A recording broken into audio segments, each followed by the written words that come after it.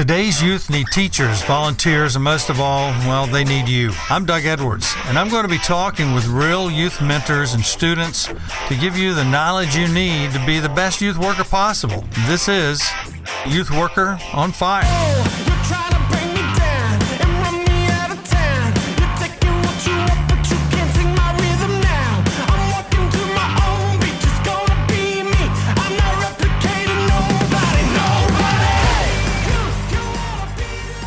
Thanks for listening to Youth Worker on Fire today. Our special guest is Nagee, who I recorded with his permission at the Nova Festival Memorial area. He spoke to our group, which was Olive 8 in particularly. Different ones spoke to different groups at the request. And so there at the Nova Center, we had Nagee talk to us. He was a survivor, and not only a survivor, but someone who rescued people. And you'll hear that he had intuition before this happened. He had intuition during the Nova Festival, and he gives credit to God for giving him guidance. So listen for those things when you're listening to this episode. Okay, hello everyone. Thank you for being here. My name is Nagee. I will tell you a bit about myself, and then I will tell you how I get to the party. Of course, everything I've been through in the party, and a bit about life after October 7th. So I'm 30 years old. I'm living in Rishon LeZion. I have two siblings. My sister, she's 48, and my brother is 42. So I'm kind of the spoiled one at home. I was in the army in Galatz. If someone heard about it, Galatz is the army radio station. It's one of the most popular company. Like most popular company media in Israel. I will serve as editor in the news department. After I released from the army, I started my PA. I did my degree in political science and communication, and I did a master's in diplomacy and marketing. And I was used to work at the Knesset. I guess you heard about the Knesset. I was the spokesperson for Gideon Sa'ar in the last 4 years. Gideon Sa'ar now is the foreign minister. When I was working with him, he was a member of the Knesset, and also he was a minister in the security office. My job used to be very intense. On my free time, I really love to travel. I really love to doing sports, and I also really love to go to parties, which is led me to October 7, that I was participating in the Nova Festival. I remember the months before the festival, I bought my tickets like 4 months before the festival. Everyone was really excited about it. It was like it was the biggest festival actually that been in Israel like in the last years. So I bought my tickets in June when the festival was in October. And when the time was about to come, I was actually thinking of canceling my ticket because I have October. I was lots of plans in October, and I say I can skip this party. I can, just rest a bit. It's actually was my ex-girlfriend Maya that convinced me to come to the party. She told me, "No, let's go. All our friends, like it was like a reunion of all our friends that's going to be there. Let's go. What can happen?" And I was convinced. And the day before the festival, I felt something differently. That's like my body was like anxious, and like I couldn't sleep 2 days before the festival, and it's usually don't happen to me. But I didn't connect it to nothing, and it was on Friday, and when the day is come, I arrived to the festival at 2 a.m. Basically, the festival was took apart from midnight on Friday, and it was supposed to be until Saturday afternoon, around 5 p.m.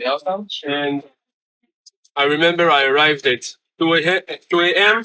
and I get inside the festival. And it was a lot of people, and I remember everyone was smiling, and the atmosphere was amazing. A lot of beautiful people, a lot of beautiful souls, and I remember like everyone was dancing and having fun. And I met two of my friends, and I've been with them in the night. We dance, we have fun, and all of our friends was supposed to come in the morning. Also, a lot of my friend, my ex-girlfriend, they work in the festival and they were supposed to finish their work in the morning and then join us. And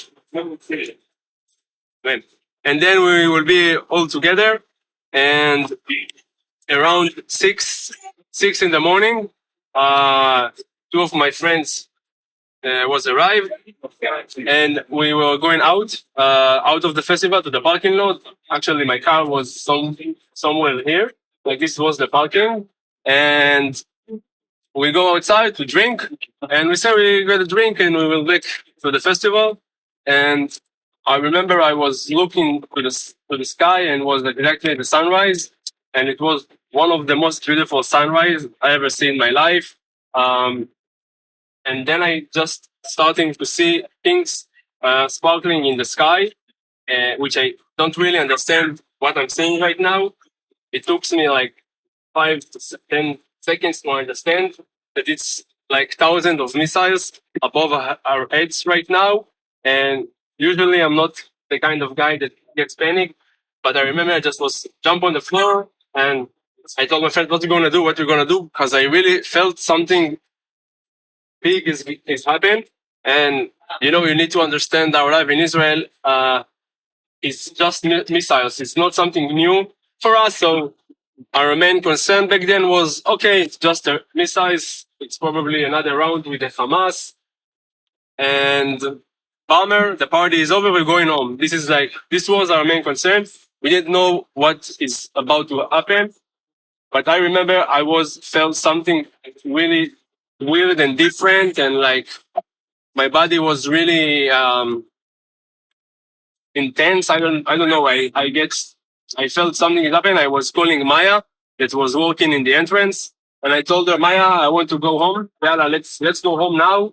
And my friends told me like, no, let's sit in our we get all our stuff. It's called kanta in Hebrew. It's like where everyone's sitting together with the chairs and everything. So my friend said, let's sit a bit and wait to see what happened, and then we go. And I said, no, I want to go now. I remember I just took my stuff very quickly and we go to my car.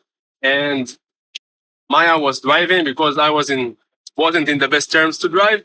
And we get to my car and we get on this road and everyone tried to live together. So there is like a lot of traffic and there is missiles all the time. And there wasn't even like an alarm because we're literally on the Gaza border right now. And all the missiles that Hamas was shooting is above our head. Even if it's Tel Aviv, even if it's to every in Israel, it's just you see it above your head. And also to this area. And this area, there is not enough time like for an alarm because it's just a matter of seconds until it's just falling. So I didn't know what to do because basically with this rockets and missiles, you need to lay down and thank you and lay down. But everyone was just driving, and Maya was driving, and I was get outside the car and lay down, and she was continuing to drive. She said, "Come," and then I just went to the car and like we tried to go out, and after I don't know, we get on the road and we turn right. This road is 232 road. And we get on this road and turn right. And we drove like 2 minutes until we saw a car coming in the opposite side. And the car was full of bullets, like all the windows with bullets. And I saw this and I told Maya, stop the car. She stopped the car in the middle of the road, and we didn't really understand what's going on. We kind of started to realize maybe there is a terrorist here, um, maybe two terrorists. And, in Israel, it's also kind of normal because, sometimes there is like terrorists and you guess they will get neutralized like in matter of minutes. So you just need to, take cover or something. And we stopped the car, and to the right of us, there was a shelter. Um, there was like a Reim shelter, and we stopped the car and ran to the shelter. And I remember we get inside the shelter, and Maya still been in the car, and I told her, Maya, come to the shelter. And she said, I can't. I see like people shooting, and I I told her, just get outside the car and come to the shelter. And I get inside the shelter, and there was already been like around, I think, 30 people there. I get through the end of the shelter, through all the people, been there for like five 5 seconds, and back to the entrance. And I told Maya, I don't know, I don't want to stay here. Like, we don't stay here. I grabbed her hand. I took the keys to my car from her, and I was back to my car. And this decision is basically saved our life because 4 minutes after we left this shelter, the Hamas terrorists arrived to the shelter. And, it's like, it's against your logic to leave a safe place because no one imagined this place is going to be like a death trap. And this shelter is the shelter of that H. Goldin been there, and Daner, and I guess you heard about Hirsch and the story. And most of the people that's been in the shelter was murdered or was kidnapped by Hamas terrorists, and this like easily could be our fate if we just stay there. And I don't know what get inside of me to just drag me outside this shelter, because I believe me and Maya was the last one that left the shelter before the terrorists arrived. And it was like my father from heaven that saved me, and God just guide me to get outside this shelter. And we back to the we back to my car, and we turned around, and we drove to back to the party area. And then I arrived again to the party area, and there was a lot of cars because everyone was just trying to escape, and it was really chaos on the road. And I stopped my car, and after a couple of seconds, there is a car that came behind us and crashed in another car, and from the car there is a guy. He was like full of blood. Got outside the car, and he just waved to people like this, tried to ask for help, and tried to also told them like not going to the place he came from. And then he just fell to the ground.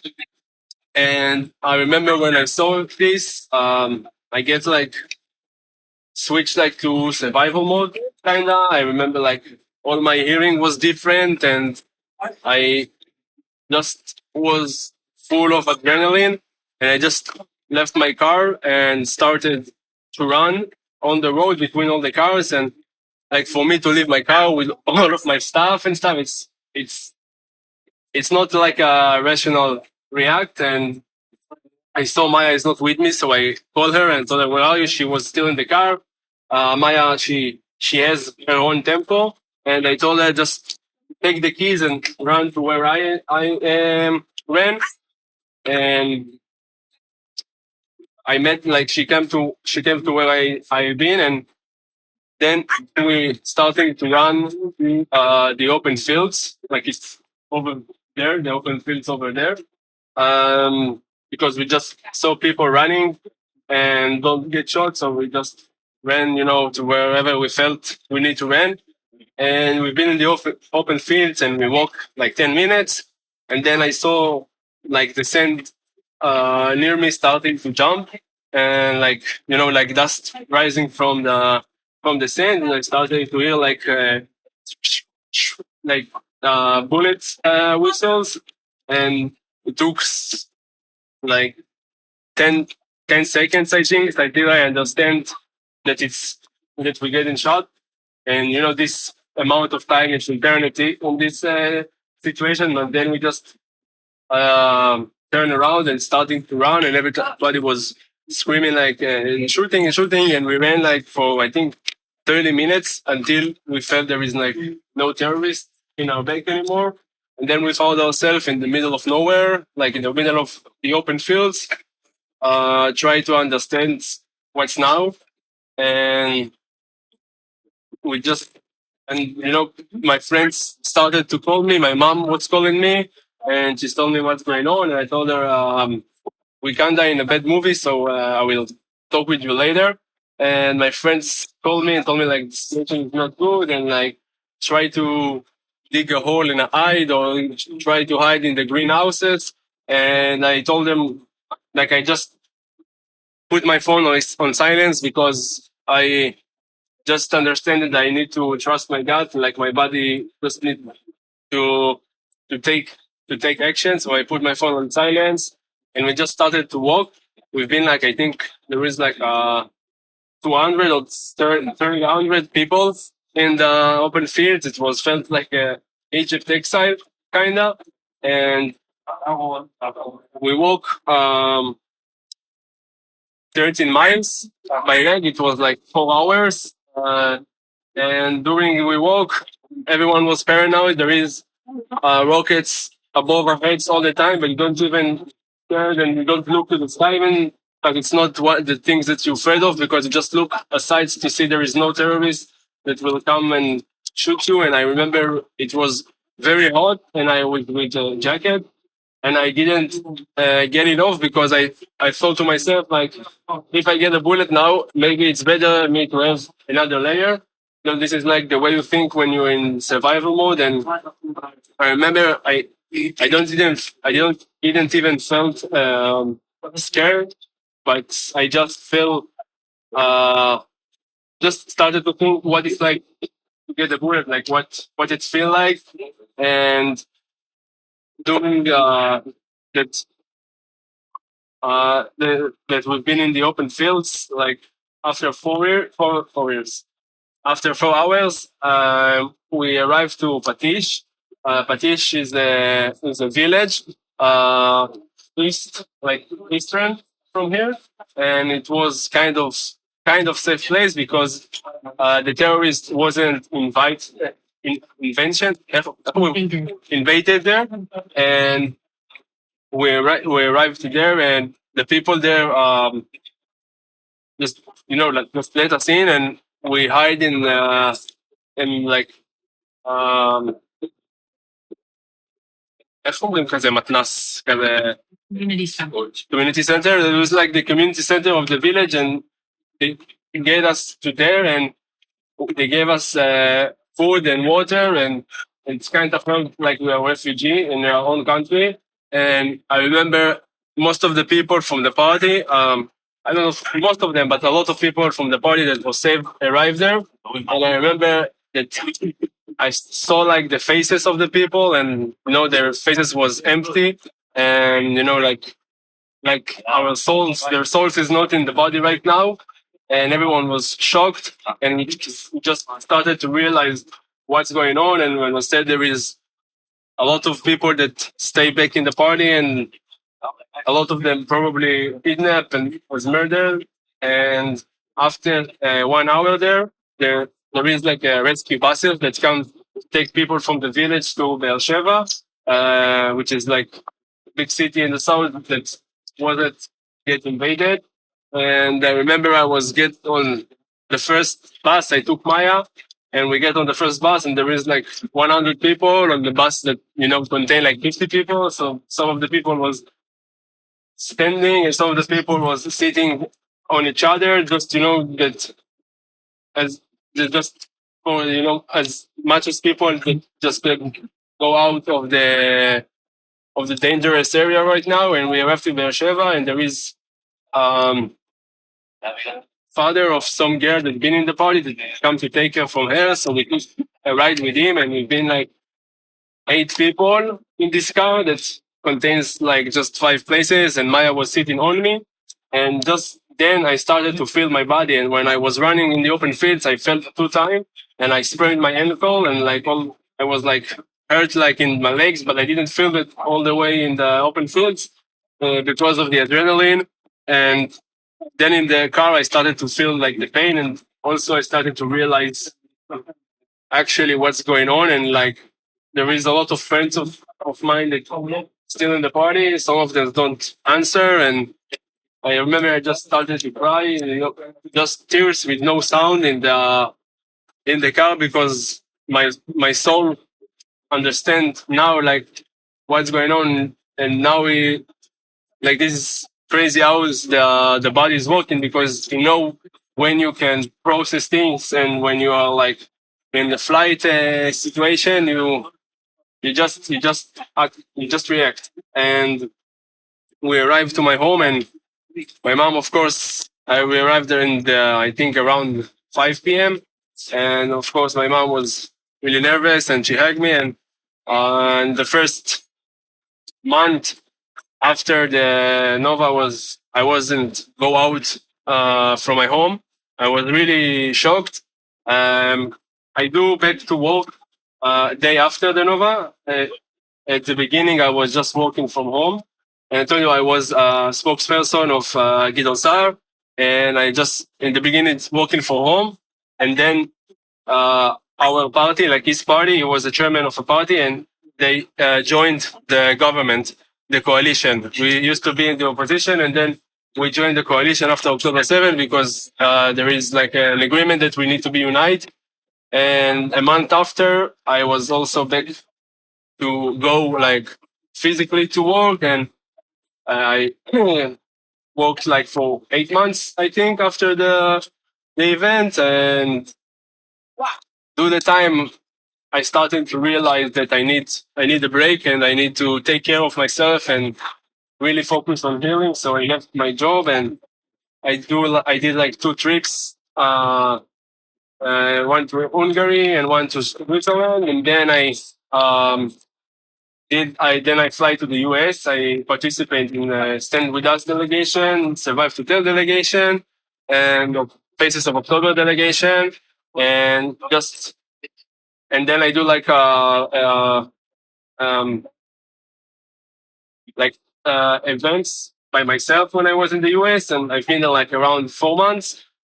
I think I've been like in 15 countries, 50 states in the States, and talked with college students, Christian community, Jewish communities, everyone that was willing to hear the story and wanted to hear our story. And I felt this was like really part of my healing journey, because I felt like an essence that I'm doing it, and um, and I saw it's really important to people that never met me or anyone of Israel, and how they care about Israel and they understand the difficulties, because I know like especially in the all around the world, but like in the States, especially in the college, Israel is not in the best popularity, let's say. And I never I never say that we are perfect or something, but I think it's really important to educate people as much as we can to understand the complex in Israel, and also to understand there is no symmetry, and like we just defend ourselves, and we try to live in peace in this piece of state. And if I learn things, couple of things of October 7, after October 7, one is that we really need to be in gratitude and to think of what we have, because, it sounds, like cliche, because we say it all the time and we all the time forget. Everyone, also me, because to the time we lost proportion, but we really need to to be gratitude of what we have. And because we have a lot, at least me have a lot, I have a full life, even though the trauma, even though I lost 5 friends in the festival, I think it's a choice, like, to choose life. And October 7 is like one day, but it's been 2 years since then. But you need to, our my obligation, I think, is like choose life every day, even if it's hard. And also I learned that the only certain things in life is the uncertainty, because you can plan whatever you want, but then God has his own way. And I used to fight it, like if something don't go in my way, so I used to fight it or like something. But I think I'm just learn to embrace it and to understand everything is happening for a reason and happening for the best. And actually, like it's been 1.5 years that I go this war. Like I'm going to be the spokesperson of the Israeli General Consul there, Ofir Akunis. So it's also kind of closure to me that I think is the last time in my life. But I guess to the 1 or 2 next following year that I do this testimony. And yeah, I just want to thank you that you come to hear my story and you support it. Thank you. Yeah, we were talking earlier about some of the people that were there, that the pressure they felt from surviving and their friends died, and there's some suicides that are happening stuff. Your story is a lot different, but do you know about some of those stories? Are there some people that you know that it was just too hard on them to survive? Yeah, I know stories of 2 people that I met, like they wasn't my friends, but I met them in parties and stuff. That was suicide. I guess you heard about Rachel Lev. It's like the last one I heard about. It was suicide like a month ago, or a bit more than a month. And there is a lot of people that have really difficulties. Also me, you see me like this, and but it's sometimes you don't show what you're really going through, and you don't. But as I say, because it bothers you when you're alone. And it can bother me anytime. I don't know where it can meet me. You know what I mean? So I can hear now a sound, and then I will get again to like survival mode, and like, and I know, everyone is dealing with this different. Yes. And like I have my own way, and for me it's walking. So I just trying to stay in movement and stay positive, and and do things. Well, thank you so much for doing that, sharing with us, but also continuing your story so that many people can be helped. And everybody doesn't do that. Everybody can't do that, but you're willing to do it. So thank you. Thank you. Thanks again for listening to this episode of Youth Worker on Fire. Remember, next week, there will be another episode with one of our interviews from Israel. So we'll see you then on Youth Worker on Fire. You've been listening to the Youth Worker on Fire podcast. If you like what you hear, please subscribe and tell your friends. Also, leave a comment and tell us what you think. Stay tuned for more informative episodes.